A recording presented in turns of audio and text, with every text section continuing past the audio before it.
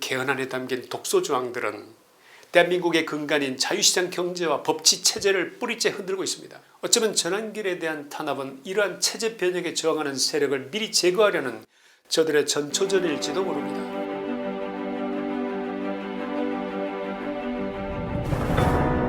역사를 잊은 민족에게 미래는 없다고 포효하던 한 사람이 있었습니다. 수많은 공무원 수험생들에게 희망을 주고 올바른 역사의식을 심어주던 그 사람, 그리고 지금은 대한민국의 민주주의가 저물어가는 것에 대해서 사자후를 토하면서 많은 국민들의 구심점 역할을 해오던 한 사람이 있었습니다. 그리고 우리는 차가운 수갑을 채워진 채 호송차 앞으로 끌려 나오는 그의 모습을 봤습니다. 여러분 어떻게 보셨습니까? 2026년 4월의 어느 날 우리가 목격하고 있는 이 장면은 대한민국 자유민주주의의 심장이 멈추고 있다는 경고음으로 보이지 않으셨습니까? 수십 년 동안 대한민국의 정치를 나름 좌지우지해오던 대중매체 매스미디어의 패러다임이 유튜브와 SNS 기반의 대한 언론으로 완전히 이동해버린 2026년의 현재, 이재명 좌파 정권은 자신들을 향한 비판의 칼날을 가짜뉴스라는 이름으로 꺾으려 하고 있습니다. 유튜브 전환길이자 전환길 뉴스 대표에 대한 구속영장 청구와 그 청구의 기각, 그리고 그 과정에서 벌어진 인권유리는 우리 사회가 쌓아온 법치주의의 공든탑이 무너지고 있음을 상징적으로 보여주었습니다. 우리는 법이 자기 마음에 들지 않는 사람의 입을 막기 위해 사용되는 것을 보고 있는 것입니다. 이 나라가 독재로 들어서고 있다는 증거로서 이보다 더한 게 또 있겠습니까? 저들이 전환길 선생을 체포한 이유는 가짜뉴스 때문이라고 생각하는 분이 계십니까? 거짓을 말해서 그가 이런 일을 당하고 있다고 생각하십니까? 아닙니다. 정답은 오직 자신들이 듣기 싫은 말을 했다는 그 한 가지 때문입니다.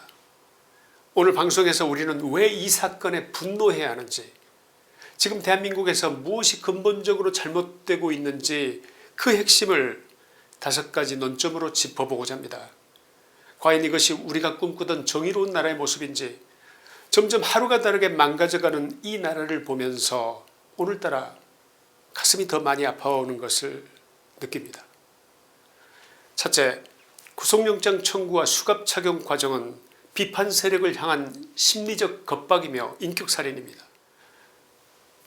지난 4월 16일 서울중앙지검은 이재명과 이준석 개혁신당 대표의 명예를 훼손했다는 혐의로 전환길 대표에게 사전 구속영장을 청구했습니다. 그러나 법원은 이를 기각했습니다. 법원의 기각 사유를 보면 검찰의 청구가 얼마나 무리했는지가 적나라하게 드러납니다. 형사소송법 제198조 1항이 규정하는 불구속 수사의 원칙은 민주법치의 기본입니다. 전 대표는 미국에 체류 중이었음에도 불구하고 경찰의 출석 요구를 받자마자 짜증 귀국했습니다. 이미 출국금지 조치까지 내려서 이제는 도망갈 길도 없습니다. 게다가 문제가 된 영상들은 이미 인터넷상에 박제되어 수사기관이 모두 확보했는데 무슨 증거를 인멸한단 말입니까? 그런데도 경찰은 영장실질심사를 마친 그에게 굳이 수갑을 채워서 유치장으로 호송했습니다. 여러분, 자진 출석한 공인이며 도주의 우려가 전혀 없는 그에게 굳이 수갑을 채워서 언론 앞에 세우는 행위, 저들이 왜 그런다고 생각하십니까? 법적으로는 헌법 제27조 4항이 보장하는 무죄 추정의 원칙을 정면으로 위반한 것인데 저들이 그것을 모를 리가 있겠습니까? 알면서도 그러는 이유가 무엇이라고 생각하십니까? 이재명의 비위를 맞추기 위해서입니다. 전 대표를 심리적으로 고문하기 위해서입니다. 그에게 모멸감을 주어서 심적으로 그를 무너뜨리고 굴복시키려 한 것이라고 저는 그렇게 생각하는데, 여러분도 동의하십니까? 이 나라의 사법행정은 누가 보더라도 지금 제정신이 아닙니다. 둘째, 최고 권력자 이재명과 공직이라는 직위는 성역이 아닙니다. 끊임없는 비판과 검증의 칼날 위에 서야 하는 것이 공직의 사명이자 그 본질입니다. 따라서 공직자에 대한 언론인의 비판은 실질적 악의가 전제되지 않는 한 처벌할 수 없다는 것이 자유민주주의 국가 미국 연방법원의 판례 입장입니다. 이번 사건의 본질은 공직자의 명예와 국민의 알 권리 중 무엇을 우선해야 하느냐, 거기에 있습니다. 전환길 선생께서 제기한 160조 규모의 비자금 의혹, 군사기밀 유출 의혹 등이 설령 부분적으로 사실과 다르다 하더라도 그것이 공적 관심사라고 하면 이야기는 달라집니다. 여기서 우리는 미국 민주주의의 기틀을 닦았다고 평가받는 설리번 판결을 되짚어 봐야 합니다. 1964년 미국 연방법원은 공직자가 명예훼손죄에 대해서 승소하려면 단순히 내용이 허위인 것만으로는 부족하며 보도자가 이것이 거짓임을 알았거나 진위 여부를 완전히 무시한 채 경솔하게 보도했다는 실질적 악의 actual malice를 공직자 측이 직접 입증해야 한다고 판결했습니다. 바꿔 말하면 전환길 측이 아닌 이재명 측이 고의성을 직접 입증해야 한다, 이렇게 판결했던 것입니다. 미국 연방법원은 왜 공직자에 대한 명예훼손에 대해서 이런 엄격한 잣대를 들이댔을까요? 만약 권력자가 자신에 대한 비판을 명예훼손으로 손쉽게 처벌할 수 있게 되면 언론과 국민은 주눅이 들어서 이런 말 함부로 했다가 처벌받는 게 아닐까? 스스로 자신을 검열하게 되면서 결국 민주주의는 언론의 자유를 잃고 서서히 질식하게 되기 때문입니다. 전환길 대표는 미국 언론 등에 보도된 의혹을 국민에게 전달했을 뿐이라고 합니다. 설령 그 내용이 완벽한 진실이 아니라 하더라도 국정 최고 책임자의 도덕성과 안보관에 대한 의혹이라면 주권자인 국민은 이를 검증하고 비판할 권리가 있는 것은 당연한 것 아니겠습니까? 제가 틀말했습니까? 우리나라 형법 제310조 또한 사실이 진실하고 오로지 공공의 이익에 관한 때 그때는 처벌하지 않는다고 명시하고 있습니다. 대통령의 사생활이나 비자금 의혹은 국가안보 및 경제정의와 직결된 공공의 사안입니다. 이를 가짜뉴스라는 딱지로 묶어 감옥에 보내려는 시도는 민주주의의 자정작용을 거부하고 현대판 군주모독죄를 부활시키겠다는 오만하고도 위험천만한 발상 아니겠습니까? 이재명은 자신이 법 위에 있고 싶은 것입니다. 이재명은 자신이 절대 비판받지 않는 그런 나라를 만들고 싶은 것입니다. 법 위에 있는 자가 단 한 명만 있어도 그 나라는 이미 자유민주주의 국가가 아닙니다. 여러분도 동의하시는지 묻고 싶습니다. 셋째, 2025년 말 강행 처리된 허위조작 정보근절법은 유튜버 등 대한언론의 숨통을 끊어놓으려는 법의 탈을 쓴 제도적 단두대입니다.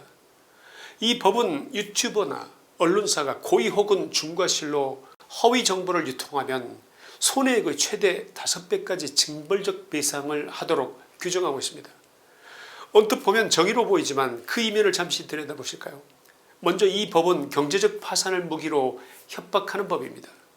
유튜버가 낸 수익의 5배를 배상하게 함으로써 비판적인 채널을 경제적으로 파괴하려는 목적법이라고 할 것입니다. 그 다음 이 법은 검열을 목적으로 합니다. 정부와 여당이 다수를 차지하는 방미심의 방송미디어통신심의위원회가 무엇이 허위인지를 판단하고 해당 기사를 차단합니다. 국가가 진리의 판관이 되겠다는 발상 자체가 언론 검열이 아니고 무엇이겠습니까? 마지막으로는 가짜뉴스의 개념이 불명확하다는 점입니다. 무엇이 허위 조작인지 그 기준이 모호하다 이 말입니다. 이 모호함은 유튜버들과 언론인들로 하여금 혹시 나도 처벌받지 않을까 하는 공포심을 유발해서 자기 검열을 하게 만드는 위축 효과를 노린 것입니다. 교묘하게 심리적 압박을 가하는 고도의 전술이 담겨있다. 여러분 그렇게 생각되지 않으십니까? 검찰이 전환길 대표 영상 6개의 수익 3,260만 원을 구속사유로 적시한 것은 매우 상징적이라고 보입니다. 한마디로 너희가 정부 비판을 통해서 돈을 벌면 그것은 범죄 수익으로 보고 5배의 징벌적 배상금을 물리겠다, 이런 논리인 것입니다. 이는 대한언론의 생태계 자체를 고사시키겠다는 고도의 정치적 계산이라고 할 것입니다. 정부가 특정 언론인을 수갑에 채워서 이자의 말은 가짜니 믿지 말라, 이렇게 정해지는 나라, 여러분 어떻게 생각하십니까? 이런 나라에서 의문을 제기하고 문제점을 지적하고 비리를 지적하고 진실을 찾아낼 수 있다고 생각하십니까? 넷째, 2026년 개헌안에 담긴 독소조항들은 대한민국의 근간인 자유시장 경제와 법치체제를 뿌리째 흔들고 있습니다. 지금 이란 전쟁에 온 국민의 시선이 향해져 있는 동안에 정부 여당은 무서운 일을 벌이고 있습니다. 2026년 6월 3일 지방선거와 함께 치러질 개헌안이 바로 그것입니다. 5.18을 넣겠다는 것, 부항쟁을 넣겠다는 것은 지극히 표면적인 것에 불과합니다.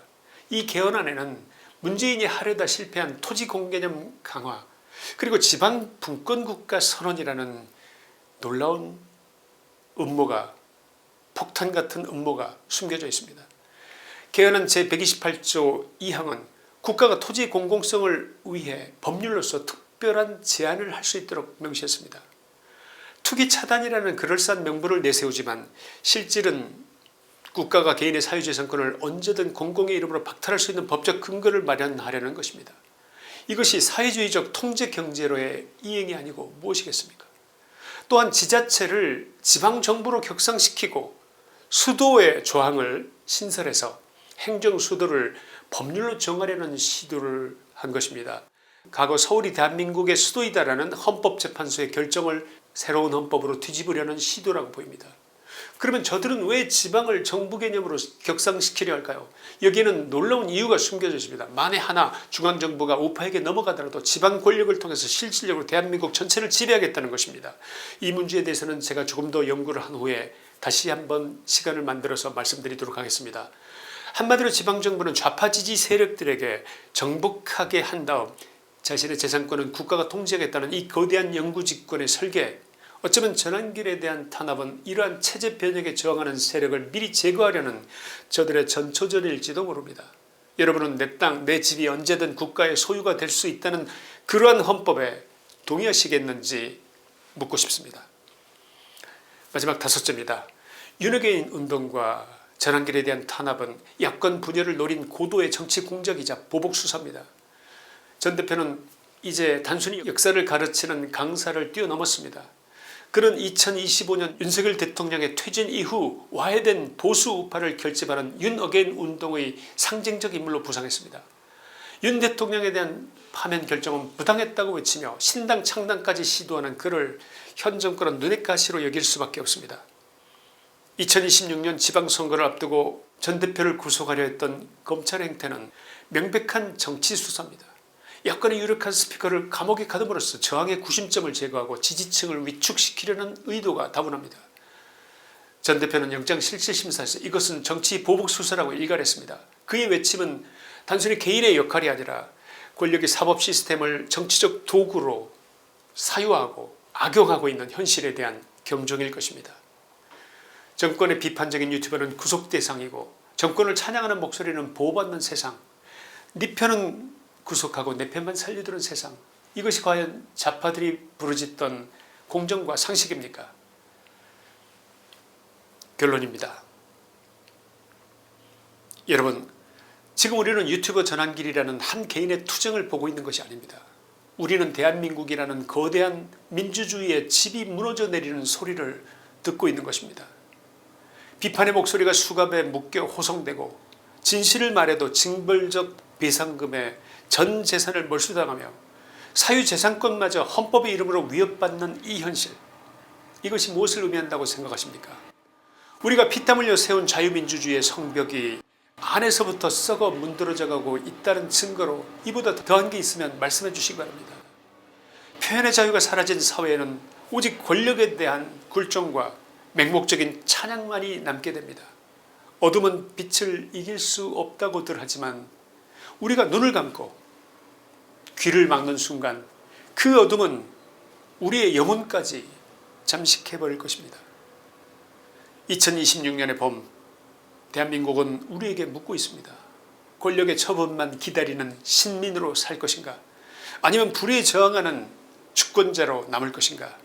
무너지는 법치주의의 잔해 속에서 우리가 붙잡아야 할 마지막 가치는 결국 저항하는 진실뿐입니다.